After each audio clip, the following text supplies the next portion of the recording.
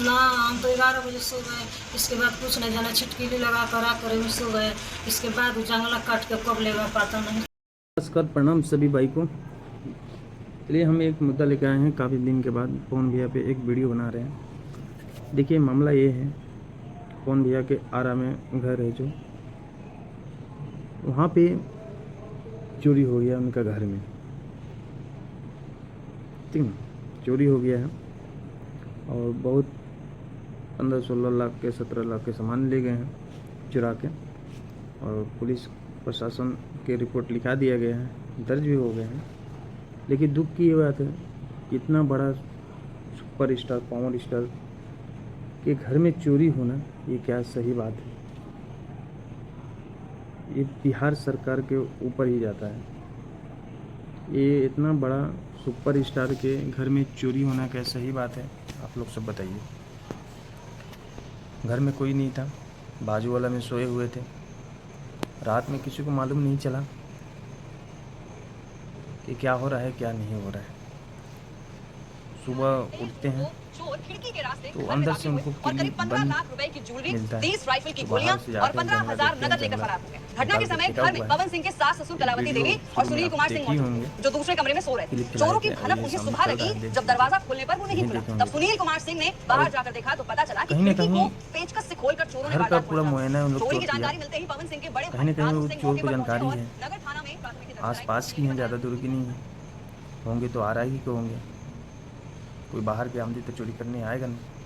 है कि पवन भैया का इतना चाहने वाला कल की रात यानी 23 जून को चोर खिड़की के रास्ते घर में दाखिल हुए और करीब 15 लाख रुपए की ज्वेलरी, 30 राइफल की गोलियां और 15,000 नगद ऐसा लेकर नहीं है कि कुछ जानकारी नहीं है और चोरों ने वारदात को अंजाम दिया। चोरी की जानकारी मिलते घर ही का पवन पूरा सिंह के नक्शा बड़े समझता भाई होगा, नानू जानता होगा, बहुत दिन से प्रयास करता होगा, तो अचानक जाके ये चोरी हो गया है। इस पर जांच पड़ताल चल रही है और जल्दी से जल्दी वो चोर पकड़ाए, कौन है शख्स। और देखिए ऐसा होना नहीं चाहिए, इतना बड़ा सुपर स्टार का घर में चोरी होना, कहीं ना कहीं वहाँ आम पब्लिक जनता लोग के क्या हाल हुआ आप सोच सकते हैं।